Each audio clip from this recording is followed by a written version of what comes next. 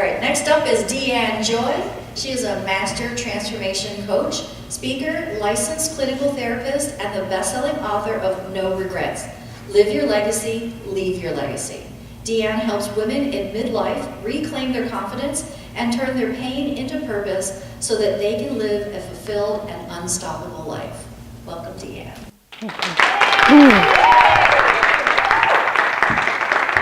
Thank you. Hello. So, as Vicki said, some of you may know me as a best-selling author. You may also know me as a women's transformation and legacy coach, or expert, or you may know me as that coach with the happy name and the funky colored hair.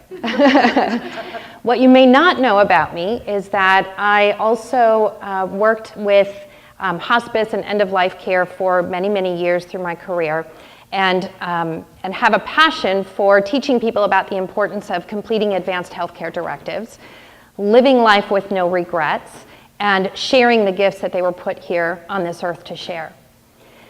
So let me ask you a question. Have you ever had a serious wake-up call in your life that forced you to really reevaluate how you were living your life? Mine came when I was sitting outside my Texas home in July of 2014. And my husband came barreling into the driveway and got out of the car and said, "You need to call your brother right away." And I knew by the look on his face that something was very, very wrong. He said, "You need to call your brother right away." And so I got my brother, Boots, my brother on the phone, and I learned that my mother, who was a vivacious, outgoing, healthy, very young 68-year-old, she had taken a horrific fall down her basement stairs onto the concrete floor. And she sustained massive head trauma and brain trauma, and was found, we estimate, probably 6 to 7 hours later. And my brother said she's unconscious. She's alive, but she's unconscious. And she's bleeding from her mouth, or from her ears and her nose, and it doesn't look good. And I knew immediately from my work as a trauma social worker, I knew enough about brain trauma and head trauma to know that bleeding from the ears and the nose was a really grave sign. Just like that, everything changed. So it takes me 12 hours to get from my home in Texas to my family's home in Wisconsin. Longest 12 hours of my entire life. Now by that time, my mother had been down for probably 18 hours. This had probably been 18 or so hours before this happened. My siblings, my 3 older brothers and my younger sister, all tried to prepare me for what I was about to see, what I was about to walk into, and nothing could have prepared me. And I just remember walking into the room and seeing my mother, and I just sort of melted into my brothers and sisters' arms and just said, "Mom, no, Mom." I knew that it was really bad. That night I spent the entire night at the hospital by her bedside, holding her hand, reading messages to her, holding up the phone to her ear of my girls talking so that she could hear them. And the next day, when my brothers and sister and I met with the trauma team, it became very apparent that we had some very difficult decisions that lie ahead for us, because the outlook was very, very poor for any meaningful recovery. Now, fortunately, my mother was a geriatric nurse, and she, like me, also had felt very strongly about completing advanced healthcare directives. If you don't know what that is, first of all, if you're an adult, you should, and you should have one. But what an advanced healthcare directive is it's a written document that shares your wishes for your healthcare if you were ever incapacitated or unable to speak for yourself. So it lets everyone know what your wishes would be. Fortunately, my mother had one. And what became very clear as my siblings and I sat around the hospital conference room table reading it, I actually read it out loud, which must have been a little bit, it must have felt a little odd for my siblings because I'm a younger version of my mother, except with blonde hair, although I do have blonde hair underneath the funky colors. And so as we were reading this, it became clear that my mother's wishes were very clear. She was very clear that if she were ever in a situation where there was little chance for meaningful recovery, where she couldn't enjoy her quality of life, that she did not want to be kept alive on life support.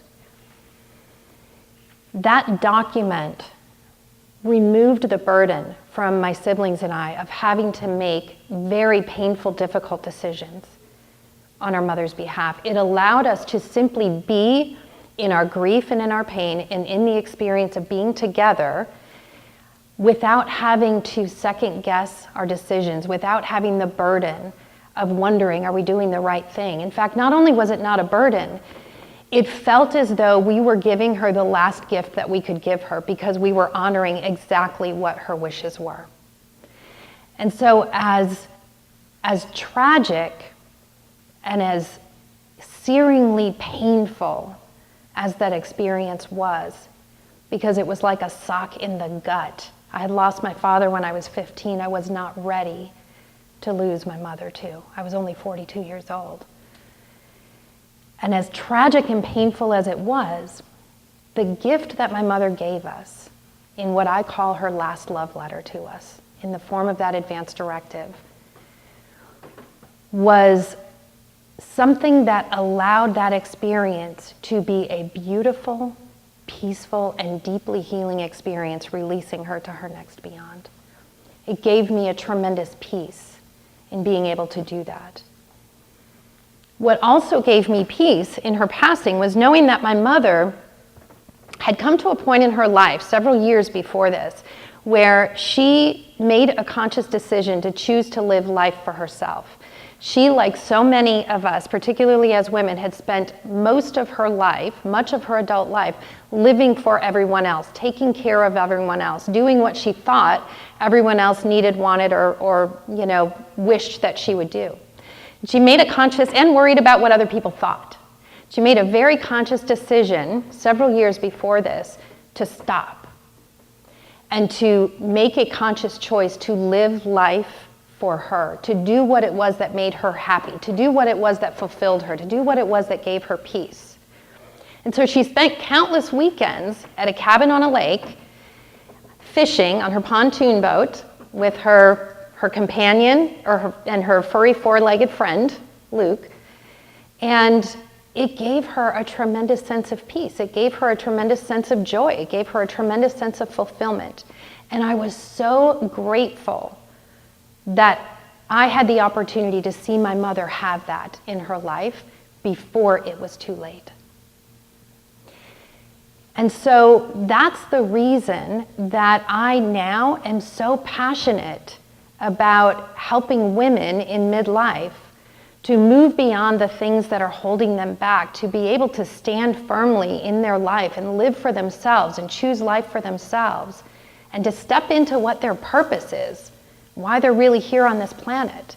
Because what my mother's death taught me was that our job is to live a fulfilled life so that we can have a peaceful death whenever that time comes.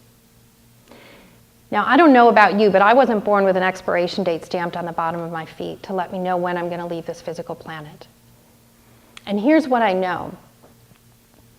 You have a gift that you are here to share on this planet. There is a reason that you are here. Out of 7 billion plus people on this planet, there is no one, not a single person on this planet that can share the gift that you are meant to share in the particular and unique way that you are here to share it.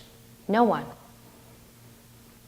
And so I want to invite you to consider, when you leave here today, I want you to recognize that you have choice. You can choose the lens through which you choose to see the world in your own life.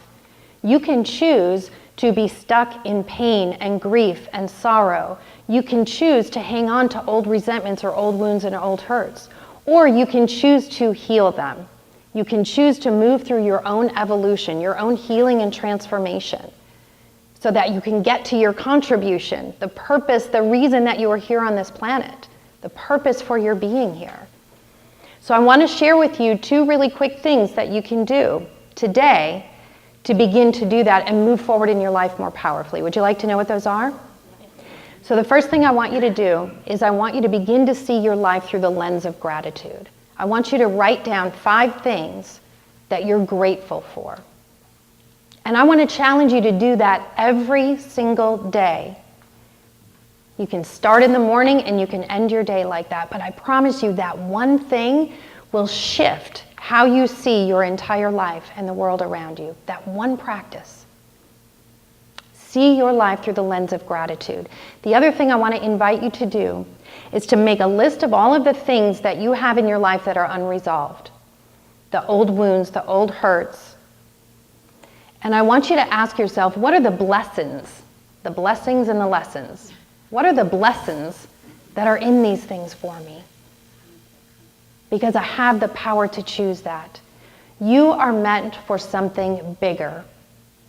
You are here to do more and to have more and to be more.